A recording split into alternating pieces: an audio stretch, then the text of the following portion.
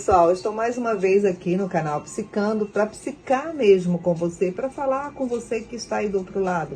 Então, ó, chega aqui, vem para cá, vem psicar com Rose Dantas. Gente, algumas pessoas, elas enviaram mensagem ao meu celular solicitando mesmo que eu falasse de um tema, que eu falasse desse momento que o nosso país está vivenciando, né? Um momento de perdas que, assim, será que foi de repente? Bum, aconteceu. Então, de repente mesmo, as pessoas passaram a ser identificadas por números e não por pessoas. Então, hoje eu quero trazer para vocês essa situação mesmo de muitas famílias que estão vivenciando neste momento a dor do enlutamento, a dor pela perda de um ente querido. Então, o tema a ser discutido hoje, despedida sem despedida, o efêmero eterno, ele está trazendo mesmo essa questão de você ter ou não uma despedida. E o que acontece? Você não tem essa despedida. O que nós percebemos hoje? Aquele ritual de despedida natural de um luto, ele não está acontecendo. Portanto, é uma despedida que ela não fica registrada, não encerra o processo. E aí, quando eu não enterro meu ente querido, fica mesmo uma ferida aberta. Esse tema, ele é muito pertinente para este momento. Despedida sem despedida. O efêmero, como já me refiro à vida, que ela é passageira, e neste caso, o amor que fica, que ele é eterno. Tem uma frase que o Nietzsche deixou, que eu considero uma frase muito propícia para esse momento, que ele diz assim: se você não tem mais alegria nesta terra, então me dá o teu sofrimento. Essa frase, ela tem uma relevância, é perceptível a relevância que ela tem na questão do luto, do acolhimento, do luto acolhido mesmo, da empatia, né? Ao sofrimento e à dor do outro. Então, a nossa vida, como eu disse, ela é uma passagem, ela é efêmera. Isso caracterizado mesmo pelo ser humano, cada um tem o seu momento. Cada pessoa tem a sua particularidade, a sua peculiaridade e a sua subjetividade. Portanto, cada um de nós vivencia o luto de uma maneira diferente. Porém, aqui na nossa cultura, vivenciamos todos de uma maneira muito similar, né? Portanto, precisa-se fechar essa ferida, precisa-se começar a entender que neste plano físico, nós não somos eternos. Não há nenhuma eternidade.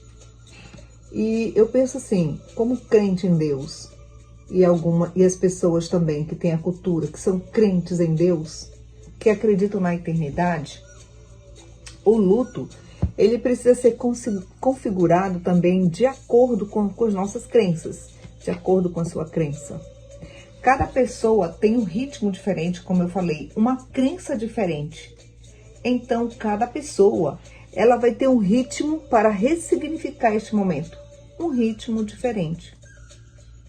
E aí, eu quero também enfatizar o nome de uma escritora que eu gosto muito, que é a Judith Viortes, do livro Perdas Necessárias, e ela vai retratar nesse seu livro que nós não perdemos somente pela morte, que na verdade todos os dias nós perdemos algo.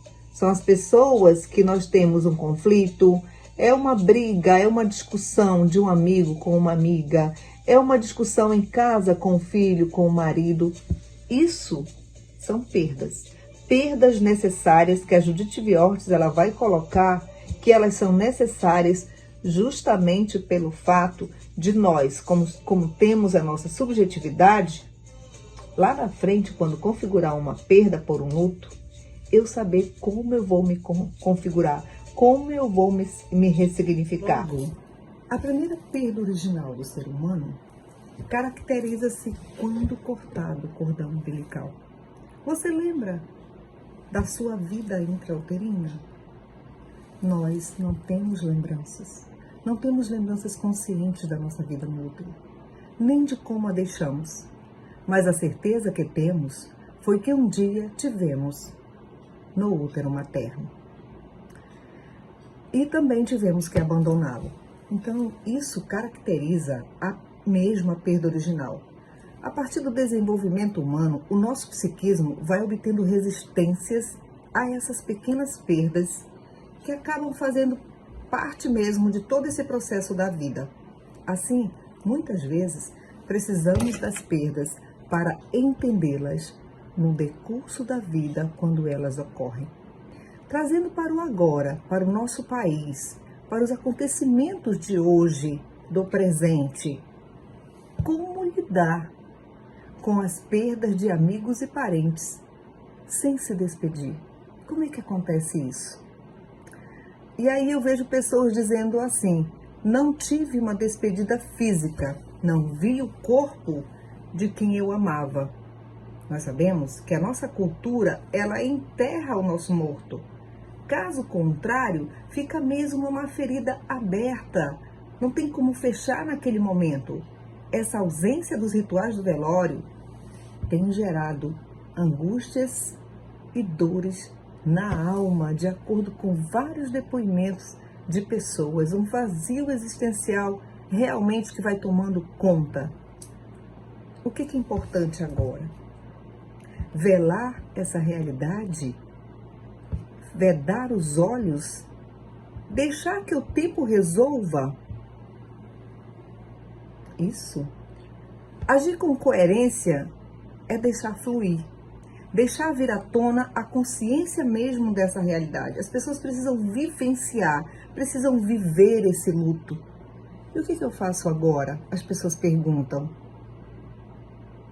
E nós sabemos, quando não se enterra, a percepção que se tem realmente é que não encerrou o processo da vida. O que é que eu faço agora? O luto na psicologia tem 5 etapas e a primeira já pressupõe que realmente a pessoa precisa ver o seu morto, precisa fazer esse ritual. Então, o luto, esse processo de adaptação, ele gera sofrimento, mas mesmo assim é saudável que seja superado. A reação psíquica determinada pela experiência com a morte foi descrita pela escritora Elizabeth Kübler-Ross no seu livro sobre a morte ou morrer. E ela vai falar desses 5 estágios do luto. Então, para lidar com todo esse processo desconhecido da morte, tanto concreta, tanto física quanto simbólica, nós, seres humanos, utilizamos 5 mecanismos de defesa: a negação, a raiva, a barganha, a depressão e a aceitação. Essa primeira fase, que é a negação, que é descrita como negação, neste primeiro momento aparecem as fortes emoções. Vem dúvidas, arrependimentos, solidão, há muita tristeza. Aqui, nesta etapa, nesta fase, há uma reação imediata por não aceitação da perda. Isso significa tentar se proteger mesmo do sofrimento, dessa dor, esconder o que faz a pessoa sofrer, bem como recusar mesmo reconhecer a realidade de uma percepção traumatizante. O pensamento que define essa defesa é não. Comigo não pode acontecer isso. Então a pessoa realmente sempre vai estar negando. Nessa primeira fase, a pessoa fica em estado de choque, realmente querendo entender todo esse processo. Como não consegue entender, o que acontece? Vai aparecendo aí a segunda fase, de acordo com o que é descrito no livro de Elizabeth Kübler-Ross. E aí vai passar para a segunda etapa, que é a raiva, que é caracterizada por sentimentos de revolta mesmo, né? Então essa nova realidade que se impõe, bem como esse anseio, a busca pela pessoa, pelo ente querido, vai gerar raiva. Ela não consegue, ainda mais agora nesse processo de como está sendo verificado todo esse não ritual. E aí passa para a terceira, que é a barganha.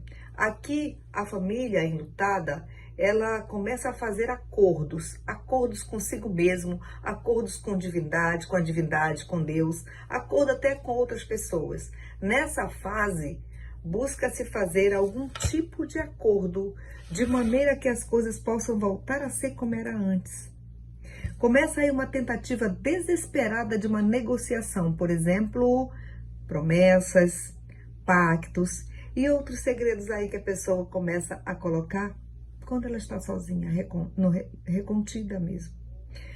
Aqui na barganha acontecem situações em que a pessoa, na tentativa de encontrar uma resposta, começa a mencionar: ah, se eu não tivesse ido com ela naquele local, se eu não tivesse levado ao hospital, se eu tivesse ficado em casa, ela não teria contraído e não teria morrido. E aí a pessoa precisa utilizar mesmo a barganha, ela precisa fazer essa troca, essa permuta, fazer promessas com Deus e muitas vezes, né, na tentativa mesmo dela receber a graça, ela pede por um milagre, efetivamente falando. Então aí, com tudo isso, ela vai passando para o quarto estágio, que é a depressão. Na quarta fase do luto, que é a depressão, há uma percepção maior de que não tem mais volta. E é nessa fase que a pessoa vai ficar com os sentimentos fixados na pessoa que perdeu. E aí as emoções que surgem variam muito. Vai variar entre a impotência, o desinteresse, a melancolia, a apatia, o desânimo. Aqui, o mais comum é que haja momentos de choro, realmente, isolamento, reflexão, sobre a falta que o outro está fazendo. Quando há a percepção de que negar não resolveu, agredir e se revoltar também não, fazer barganha não deu certo, surge um sentimento. E é exatamente aí que fica claro que o enlutado precisa de ajuda para ocorrer justamente esse processo de aceitação. No processo de aceitação, que é o quinto estágio do luto, a pessoa enlutada começa a aceitar gradualmente a perda e percebe que é necessário reconstruir a sua vida. Então ela recoloca-se no mundo experienciando modos diferentes de vida sem aquela pessoa. Ela já começa a ter percepção realmente de que aquele ser que estava comigo hoje não está mais. Finalmente, nesta fase, o sofrimento é um pouco mais suavizado. Não é um cenário feliz, não. Mas é um cenário muito mais tranquilo, digamos assim, para o indivíduo e para as pessoas também que estão à sua volta. Na fase de aceitação, o enlutado, ele precisa ser cuidado, ele precisa ser entendido o seu sofrimento. Isso vai exigir todo um trabalho realmente de elaboração dos afetos, que muitas vezes são contraditórios e também incompreensíveis. Não há uma certa compreensão naquele momento. Nós sabemos que a morte ainda é um grande tabu em nossa sociedade. Lidar com a perda de alguém é uma tarefa que não é fácil. O luto é justamente esse processo pelo qual todos nós iremos passar e isso é inevitável. Todo luto, ele é impessoal e intransferível, isto é, ninguém pode passar o luto para outra pessoa. É uma reação natural e nós precisamos mesmo passar para poder superar a perda. O problema é que essas fases, que são consideradas natural, começam a ficar muito mais intensas e contínuas que o habitual. E aí, o que acontece? Vai configurar, então, aí um luto patológico. Como superar a fase do luto? Algumas pessoas, por mais difícil que seja, elas conseguem superar o luto de uma maneira saudável, outras não. Algumas pessoas não conseguem sair desse luto e acabam adoecendo. Há variadas abordagens, eu posso dizer que, de acordo com o estudo do comportamento humano, elas são eficazes para trabalhar o luto. Por exemplo, a terapia cognitivo-comportamental, precisamos de um trabalho cognitivo mesmo. Então, a psicologia cognitivo-comportamental, ela vai trabalhar realmente nesse processo de cognição, para assimilação dos valores, dos significados, enquanto vida aquela pessoa teve e tem para o enlutado. E também observar as construções das famílias, isso é muito interessante, nas raízes religiosas e filosóficas para iniciar um ressignificado mesmo nesta perda, neste vazio das pessoas. E sabemos que isso é um trabalho individual no tempo de cada um, né? Como citei, as fases do luto, elas são importantes, porque com certeza vai ajudar a reconhecer esses pensamentos e desafiá-los. É aí que entra a terapia cognitivo-comportamental, que alguns psicólogos trabalham, inclusive eu. Basicamente, o luto, ele se torna disfuncional quando ficamos presos em alguma fase e não conseguimos seguir com esse processo da vida, com a vida. Isso pode levar realmente a um transtorno depressivo e aí nós nos tornamos niilistas, sem motivação para fazer nada na vida. Falando de maneira diferente, isso significa que nós deixamos de viver o presente para ficarmos presos no passado e nos privarmos de um futuro melhor. Quando não há segmento do ritual cultural de enterrar o ente querido, não há completude nesse processo, nesse entendimento do processo de aceitação. Por conta mesmo da contaminação desse vírus invisível, bloqueou esse segmento do ritmo natural da despedida. E o que poderia ser realizado com as famílias dessas pessoas que perderam um ente querido? Existe algo que eu acho bem interessante, que é realmente a lembrança da rememorização. E a partir daí iniciar todo um processo de ressignificação mesmo daquela família. Pois quando não ocorre essa rememorização e essa ressignificação, empobrece o simbólico da pessoa.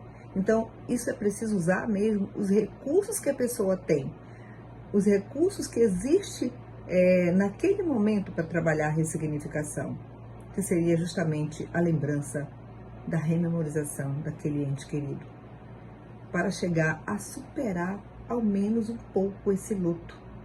Isso com certeza fará a construção de uma memória de vivência, da vivência com a pessoa que você perdeu. Esse momento seria muito importante, aliás, é muito importante. Isso também é um grande recomeço.